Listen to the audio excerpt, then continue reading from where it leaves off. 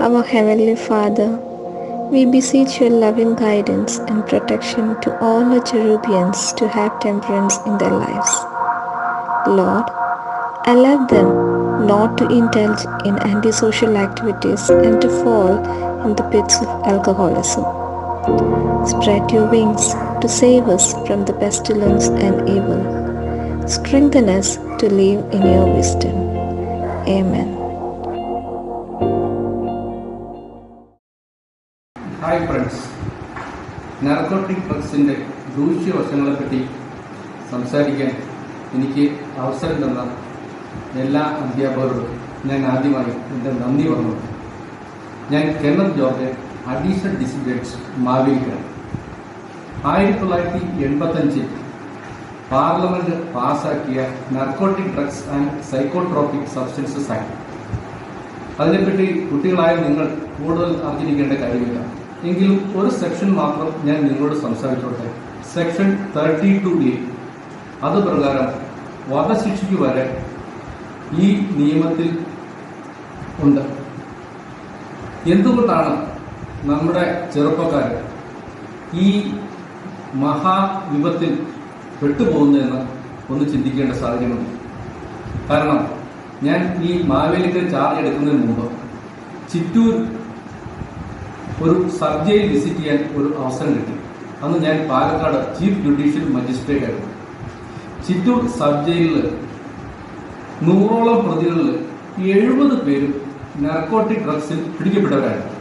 അവരുടെ പ്രായമാവട്ടെ 21-നും 30-നും ഇടയിൽ. ഇതിൽ പ്രത്യേകിച്ച് ശ്രദ്ധിക്കേണ്ട കാര്യം, ഞാൻ അവരുമായിട്ട് സംസാരിച്ചപ്പോൾ പലരും ഈ ഡ്രഗ്സിന് ബലിയാടുകൾ ആവുകയാണ്. എങ്ങനെ ഇവർ ബലിയാടുകളായി എന്ന് ഞാൻ സംസാരിച്ചു. അപ്പൊ എന്റെ തന്നെ ഒരു അനുഭവം ഞാൻ നിങ്ങളോട്ട് പങ്കുവെച്ചു കൊടുക്കാൻ. ഞാൻ ഒരിക്കൽ ആൻഡമാനിൽ നിന്നും കൊച്ചിയിലേക്ക് ഫ്ലൈറ്റിൽ വരുമ്പോൾ എൻ്റെ അടുത്ത് ഒരാൾ വന്നിട്ട് പറഞ്ഞു, അയാളുടെ കൈവശം 35 കിലോ ലഗേജ് ഉണ്ട്. 30 കിലോയെ വിമാനത്തിൽ അനുവദിക്കുള്ളൂ. അദ്ദേഹത്തിന്റെ കയ്യിലുള്ള ഒരു ബാഗ് എനിക്ക് എറണാകുളം വരെ ഒന്ന് കൊണ്ടുവന്ന് തരും. ഞാൻ ആദ്യമേ തന്നെ പറ്റില്ല എന്ന് പറഞ്ഞു. കാരണം എനിക്ക് ഈ മേഖലയിലുള്ള പരിചയം തന്നെ.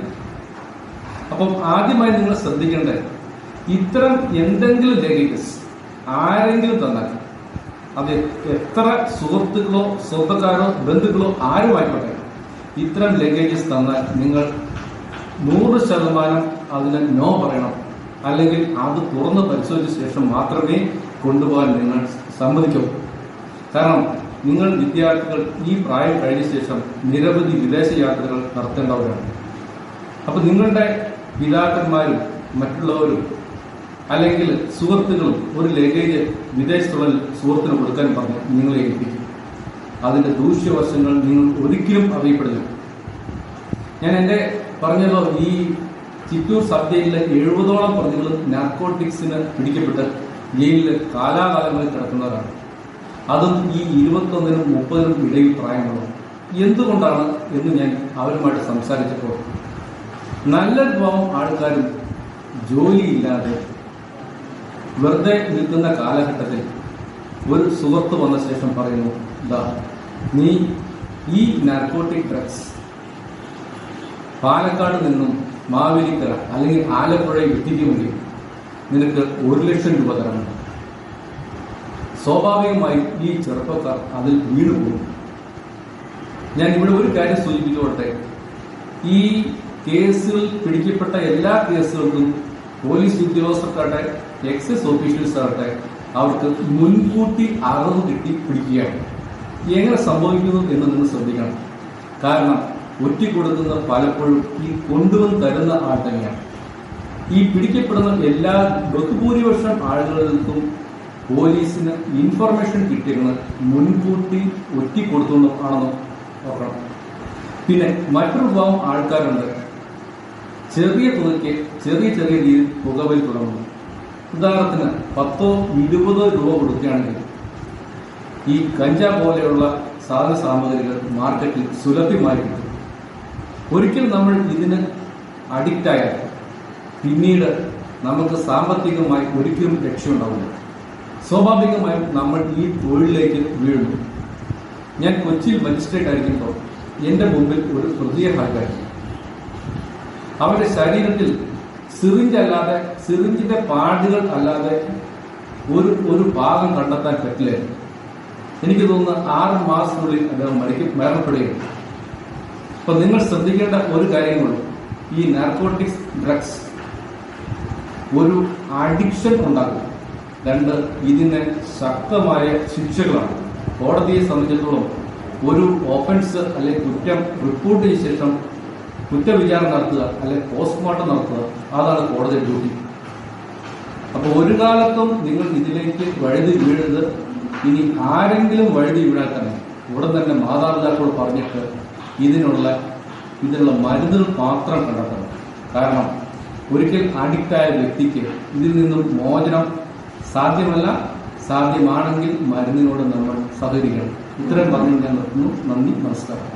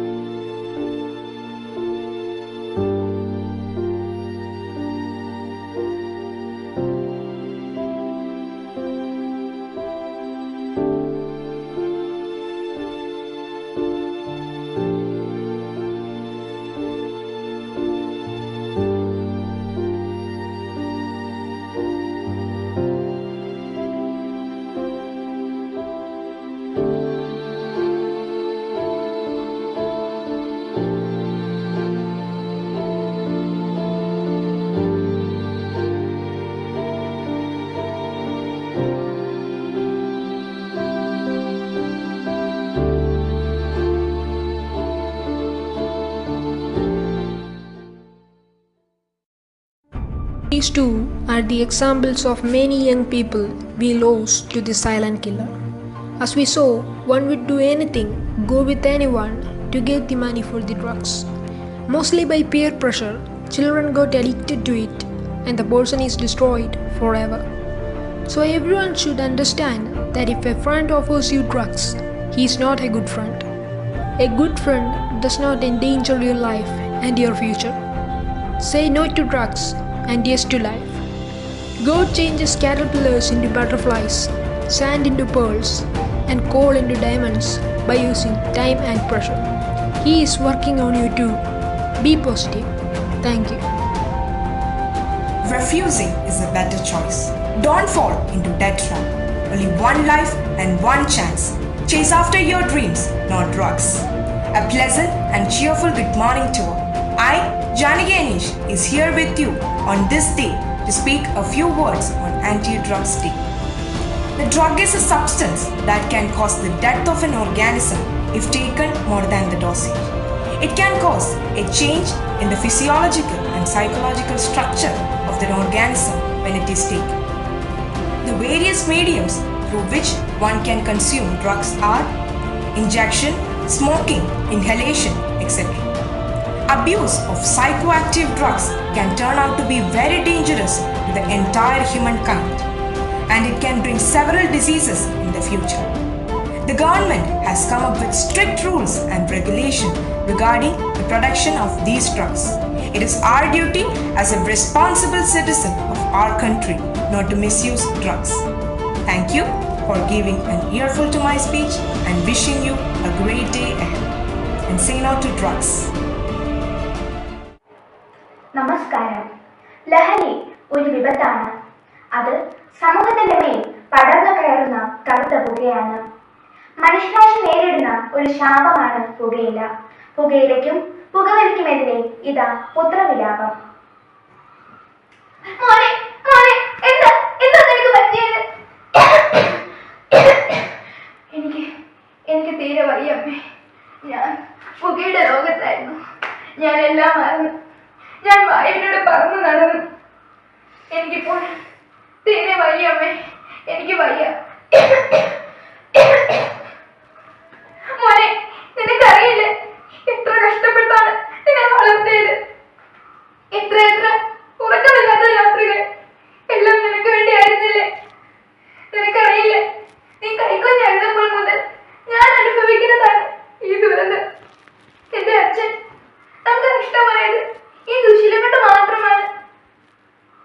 അന്നൊരു നാൾ വിശാന്തേ വിശാന്തേ എന്റെ ഈശ്വര, ഈ മനുഷ്യന്റെ ദുശീലം എത്ര ശ്രമിച്ചിട്ട് മാറുന്നില്ലല്ലോ. ഈ കുഞ്ഞിനെ ഓർത്തുന്ന നിങ്ങൾക്കൊന്ന് പുകവലിക്കാതിരുന്നു കൂടെ? ഡോക്ടർ പറഞ്ഞതൊക്കെ ഓർമ്മയില്ലേ? പുക വലിക്കുന്നവർക്ക് മാത്രമല്ല അത് ശ്വസിക്കുന്നവർക്കും അതിന്റെ മാരകമായി നീ ഒന്ന് നിർത്തടി. പുക വലിക്കുന്ന കരുതി ഒന്നും സംഭവിക്കാൻ പോകുന്നില്ല. അല്ല, അവനൊരു ആൺകുട്ടിയല്ലേ, കുറച്ചൊക്കെ പുകയേറ്റ് വളരട്ടെ.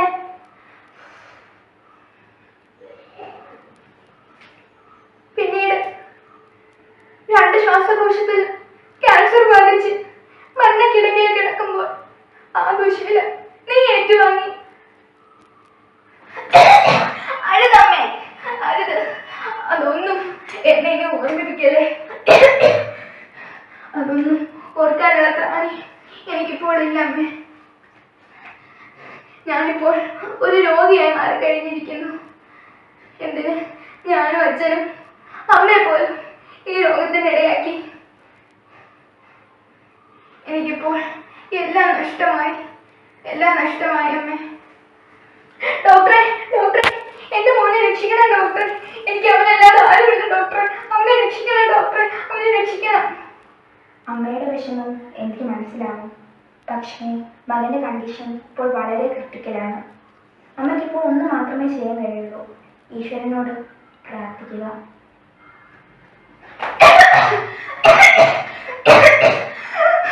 അമ്മേ, എനിക്കിപ്പോൾ ശ്വസിക്കാൻ കഴിയുന്നില്ല. എനിക്ക് ശ്വസിക്കാൻ കഴിയുന്നില്ല. എനിക്ക് ശ്വസിക്കാൻ കഴിയുന്നില്ല അമ്മേ.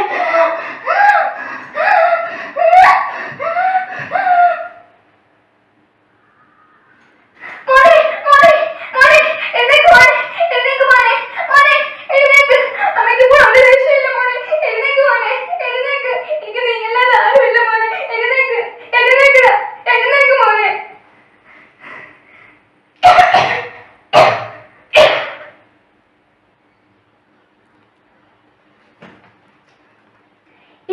പൊലിഞ്ഞത് വെറുമൊരു അടിമ ജീവിതം. നാളെ ഇത് നിന്റെയോ എന്റെയോ ജീവിതമാവാം. തകർന്നടിയില്ല ഒരു ജീവനും, അനാഥയാവില്ല ഒരു അമ്മയും.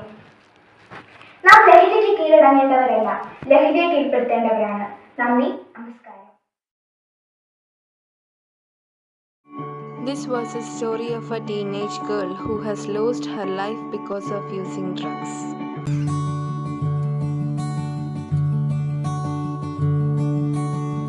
देखे ख्वाब हजार है, मन में है गई हसरतें, जाना मुझे अब है वहाँ जहाँ पूरी होंगी चाहते।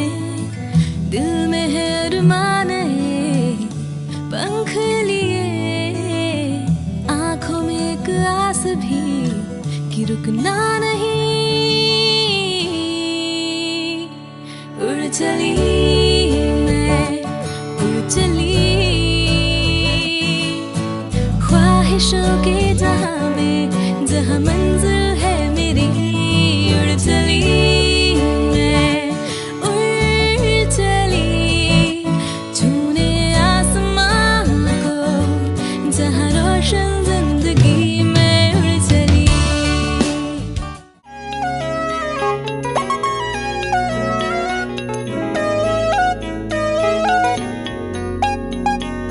रात दी गल सुनियो सुनियो वे, रात दी गल सुनियो सुनियो वे, कोई ना चार चुफेरे। हौले से चलियो चलियो वे, हौले से चलियो चलियो वे, राता दे काले काले चेहरे डर डाडा डसे वे, और मंजिल हंसे वे, डर डाडा डसे वे,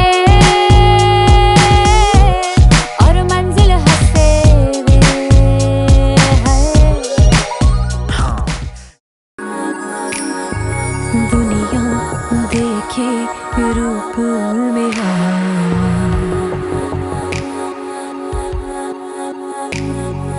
कोई ना जाने बेचारी मैं। हाय टूटे सारे की सारे मैं, तेरे इश्क में हुए आवारे मैं।